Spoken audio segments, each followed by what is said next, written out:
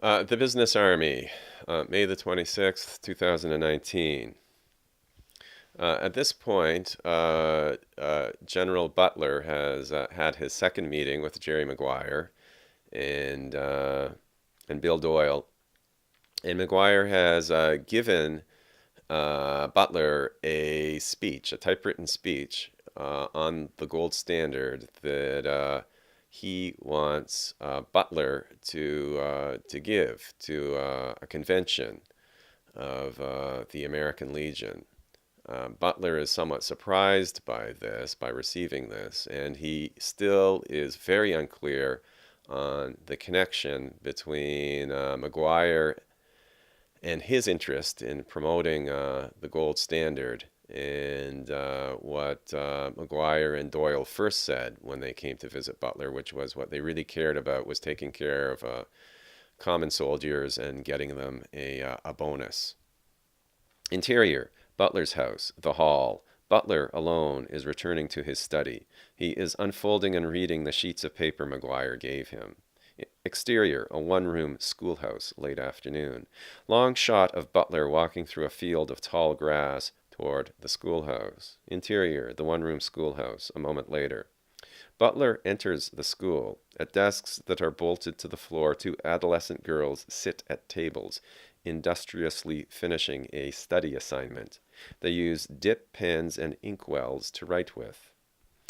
At the front of a room, a middle-aged teacher sits behind a desk. He wears a gray three-piece suit with rounded collars, pince-nez, and has graying hair that is parted in the middle.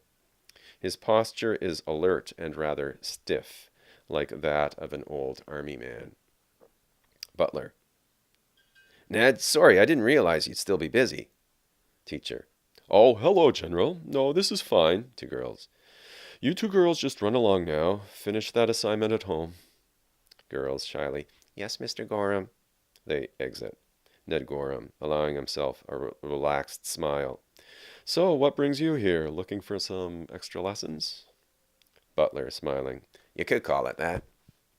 Interior, the one-room schoolhouse, a few moments later. Butler and Ned Gorham are alone and comfortable. Ned Gorham. But why are you asking me about the gold standard? I'm just a country teacher. You could make a trip up to Philadelphia, ask one of the professors there. Butler. I remember you well, Ned Gorham. I remember the way you kept our units running sound. You have a good head on your shoulders for numbers. And another thing, I remember just how much you enjoyed reading the daily papers, when we could get them. You always seemed to be a man who was up to date. Ned Gorham, flattered but wary. All I can do is offer you my take on things. Butler. That's all I'm asking for. Interior, the one-room schoolhouse, a few moments later. General Butler and Ned Gorham are deep in conversation. Ned Gorham. Well, the basic idea is this. Every time the government prints a paper dollar, it has to have a gold dollar stored away somewhere. The idea is the paper dollar is a symbol for the gold dollar. Butler. That seems to make a lot of sense to me. Ned Gorham. But now the government wants to change that so you can print more dollars. Butler. But isn't gold stronger? Ned Gorham. Well, sure, but paper dollars aren't the only kinds of paper currency out there. Think of stocks or bonds. They're made of paper and they have worth. But they're not backed by gold. Butler. But they're backed by something. Ned Gorham. Yeah, they're backed by the worth of the company you've invested in. Butler. That's what I mean. There has to be something behind the paper. Ned Gorham. Knowing what you do now, would you just take money from your bank and move it all into investments of, a Pennsylvania steel mill? Just because I told you that it was a solid operation and I had good information the slump was just about over? Butler. But that's not the same. It's a private company. Its value can go up and down. Gold stays the same. Ned Gorham. Gold is a symbol too, General. It's a more powerful symbol than paper, but that's still what it is. Anything that represents something else is a symbol. Man stopped exclusively trading long years ago, but trade in objects and things you can eat, drink, or wear is the only real tangible economic activity there is. Gold might make your heart warm the way a dollar bill will never match, but both make a lousy meal. Butler, intensely cutting to the chase. But then why are these fellows so keen on the gold standard? They tell me it will help the veterans. Ned Gorham. Well, they have a kind of logic. From what you told me, they want to prevent inflation. The gold standard does that. Butler. But how does that connect to the plain soldier? Ned Gorham. Well, if he gets his bonus, which is a big if, mind, then he can rest assured it will keep its value. But you could say that to anyone, anywhere. There's nothing special about the money that the veterans get. All people have an equal interest in preventing inflation from point of view of all having an equal interest in not seeing their dollars lose their value. Butler. So these fellows are right then. Ned Gorham. Well, keep in mind what I said about equal interest. I was only talking about value from one point of view. A millionaire with $1 million has a lot of value to protect.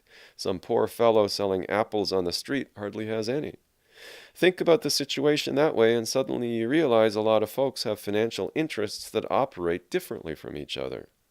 Say the fellow with the apple stand suddenly gets offered a loan to start his own store, and the loan is at reasonable interest. Well, that's inflationary. But at the end of the day, if his store is a success, the value that his dollars lose to inflation is a lot less than the value he gains by being a successful businessman. Butler, so then why not do both? Protect the gold standard and give fellows a helping hand. Ned Gorham. Well, that's the point. The amount of gold the U.S. government has is limited. That limits the dollars it can spend. Sure, it can raise bonds and this and that and use other methods to increase its budget. But really, insisting on a gold standard still keeps the government spending very corralled. Some people, the Wall Street boys, might say that's a good thing. After all, they've got their fortunes. But back a few years ago, when they were selling their own kind of paper and making a very good profit from that, they sure weren't complaining about inflation. Because that's what happened on the markets. It was inflation of a very specific sort. And yes, inflation is dangerous. On the market, it led to that crash and then this slump we're living through. But sometimes you need to fight fire with fire. A little government inflation might not be such a bad thing, especially if it gets the overall economy moving again. Butler. So why aren't these fellows who keep visiting me and all those other big shots so stubborn on this point? We have to keep the gold standard. If we don't, there will be some kind of catastrophe. Ned Gorham, shrugging.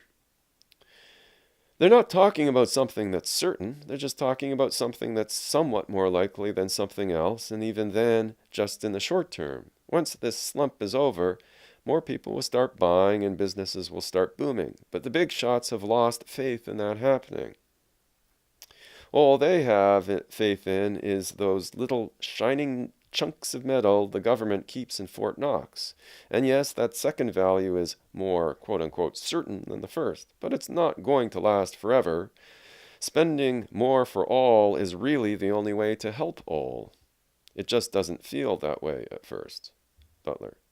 But how are people like us to understand something like national finance? How are we to really know which direction is best? Ned Gorham, starting to speak, then catching himself. Well, talk to someone else besides me, General. It's grand that you came to see me, but I'm just an old man. Why don't you just make a trip to Philadelphia or New York and talk to one of the professors there? They have more information. That's what democracy is. Various people putting their heads together. Butler. But who? The universities in Philadelphia alone are so big. Gorham.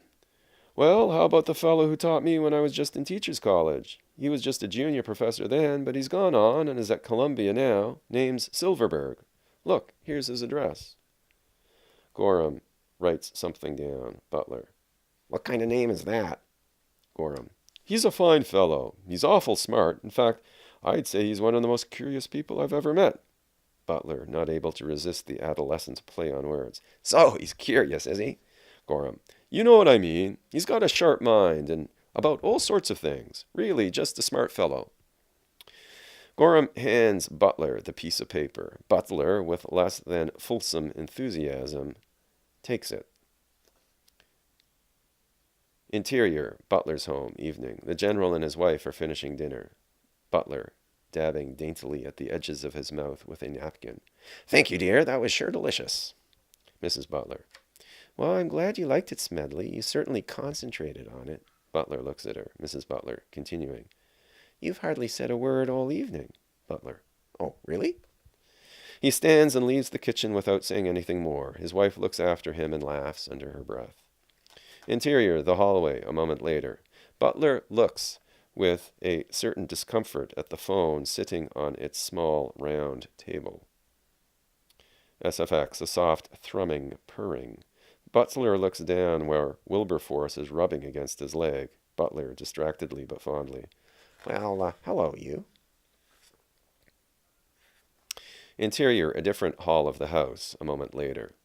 This is a hall devoted to the regalia and memorabilia that Butler has accumulated over his career as a soldier. Banners and triumphal flags are draped from the walls. A glass case holds a variety of medals. Butler opens the glass case. He pulls out a small bronze medal, much more modest, it would seem, than the Congressional Medals of Honor next to it. Butler fingers the smaller medal. SFX, the approach of padded feet. Butler to Wilberforce. You're following me everywhere tonight, aren't you? Beat. Butler puts the medal back in the glass case. Butler. Well, time for bed, don't you think? Butler walks to the end of the hallway and ascends a staircase.